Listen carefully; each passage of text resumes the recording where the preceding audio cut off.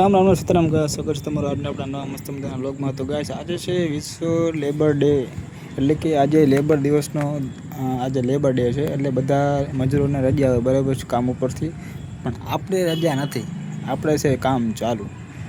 તો આપણે તો ભાઈ ચાલુ હોય એટલે પછી તો આવવું પડે, ન આવી તો ખાલી ખોટી પગાર કપાય.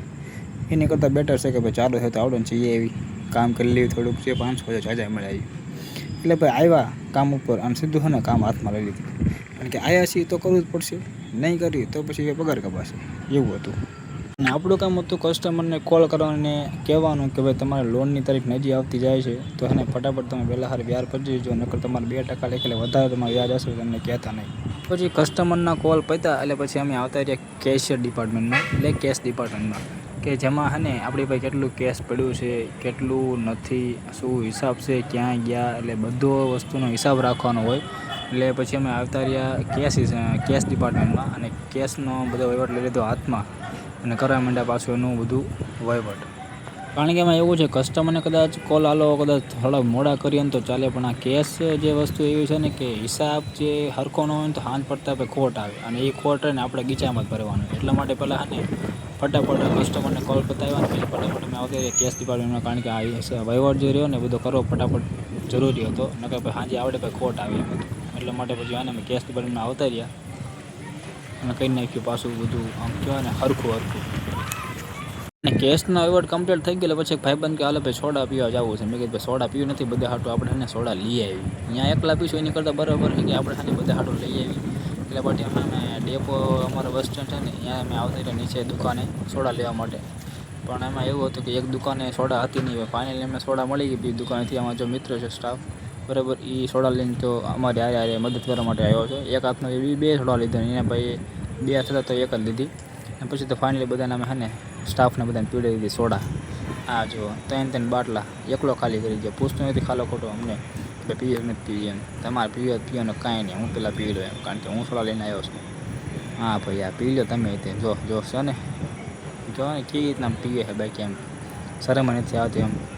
કોકને આમ કહેવાય ને ખાલી ખોટા તડપાવીને કોકને સોડા નહીં એમ, કારણ કે ગરમી એટલી બધી પડે ને તો આમ વિચાર કરું કે સોડા લઈ આવી, પણ એ ભાઈ પૂછું જ ને કોઈને કે તમે પીએ કે નથી પીવી એમ. અને ફાઇનલી સોડા બધાએ પી લીધી તો પાછા અમે કેશ ડિપાર્ટમેન્ટમાં આવતા રહ્યા, કારણ કે અમે એવું તો અમે સોડા લેવા ગયા એટલે બીજો સ્ટાફ અહીંયા હોય એ તો પાછું પૈસાની લેવડ દેવડ કરે, પાછો વહીવટ હાથમાં લીધો. કારણ કે જો તો કોઈ લખ્યું હોય ન લખ્યું બરાબર, આપણે પહેલાં લખી નાખીને જોઈ લઈએ કે કોઈ લખ્યું નથી લખ્યું, પૈસાની કેટલી લેવડ દેવડ થઈ છે. કેમ કે જો જરી કે ભૂલ થઈ એટલે સીધી આવશે 5-10 હજારની ગોળી. કારણ કે બ્રાન્ચમાં તો ભાઈ વહીવટ નાનો મોટો હોય નહીં, સીધો 5-10 હજારનો વહીવટ હોય. એટલે માટે પછી અમે બ્રાન્ચમાં આવતા રહીને વહીવટ લીધો હાથમાં. પછી તો ફાઇનલી 6:30 થઈ ગયા એટલે પછી અને બ્રાન્ચમાં વિદાય કરવાનો ટાઈમ થઈ ગયો હતો, કારણ કે 6:30 થાય એટલે બ્રાન્ચ થઈ જાય બંધ અને અમારે પંચિંગ કરવાનો ટાઈમ થઈ જાય. પંચિંગ અમારે નીકળી જવાનું હોય બ્રાન્ચથી બહાર, એટલે કે ઘરે. અને 6:30 થઈ ગયા ને પંચિંગ કરીને અમે તો પછી એને ખસકાય મેં કે ઘરે જવા માટે, કારણ કે ભાઈ થોડી ખાલી ખોટી 6:30 બ્રાન્ચમાં રહેવાય છે, કારણ કે બ્રાન્ચ તો ભાઈ બંધ થઈ જાય. અને પછી તો ભાઈ સીધા અને ઘરે પહોંચી ગયા, હરખા વરખા થયા, ફ્રેશ થયા. કારણ કે ભાઈ અને આખો દી ઇન્સર્ટ કરીને રહેવાનું અને એટલી બધી ઉપરથી ગરમી પડે એટલે એને ઇન્સર્ટ તો તમે કાઢી શકો નહીં. એટલે ઘરે આવ્યા, ફ્રેશ થયા, આ બધું પલટવાના પછી લાગી હતી મને એવી ખતરનાક ભૂખ તો લાગી હતી પહેલાં.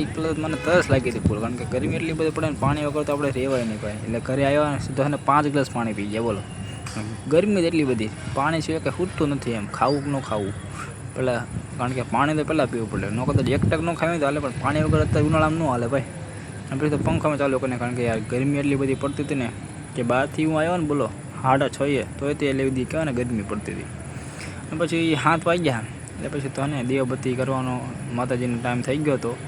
પછી હાથ તો મોઢું ધોઈને અને ફટાફટ અમે માતાજીને દીવાબત્તી કરવામાં લાગી ગયા, કારણ કે ભાઈ 7 વાગે એટલે અમે તે કહેવાય ને દીવાબત્તી તો કરવા પડે. કારણ કે યાર તમે ગમે એટલું કામ કરો પણ માતાજીને તમે શ્રદ્ધા આરાધના અને આરતી નહીં કરો તો ભાઈ બધું નકામું છે. કારણ કે મહેનત કરવાનું કામ આપણું છે અને ફળ દેવાનું કામકાજ એમનું છે. એટલા માટે પછી અમે હાને દીવાબત્તી કરી નાખી.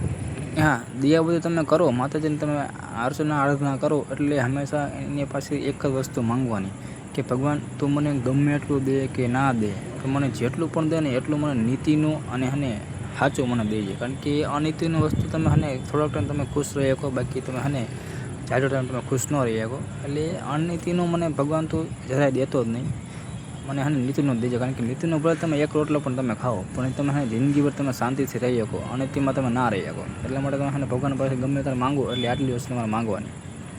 અને 8 વાગ્યા મમ્મી પછી હે ને બહાર માર્કેટમાંથી આવતા રહ્યા હતા પછી ઘરે શાક બકાવો લઈને, કારણ કે એમાં એવું હતું કે જમવાનું બનાવવું પડે ને પછી સાંજ પડતા ભલે ગમે એટલે ઉનાળો હોય થોડુંક તો ખાવું પડે ને, કારણ કે પેટમાં પછી ખાવાનું ન જાય એટલે પછી કહેવાને અશક્તિ આવી જાય. એટલા માટે પછી આવી ગયા, જમી લીધું. પછી જમી કરીને અમે તો અત્યારે સાંજે ભાઈબંધો પાસે, કારણ કે યાર કે તમે આખો દી તમે કામ કરીને તમે થાક્યા હોય અને સાંજે તમે ઘડીક ભાઈબંધો પાસે તમે આવીને બેહો ને એટલે તમે કહો ને તમારો બધો થાક તમારો ઉતરી જાય એમ. અને તમારે પણ આવા કોઈ ભાઈબંધો હોય ને તમને એને મજા આવતી હોય તો એ ભાઈબંધને હે ને વ્લોગ મોકલી દેજો અને લાઈક કરી નાખજો અને ફોલો કરી નાખજો.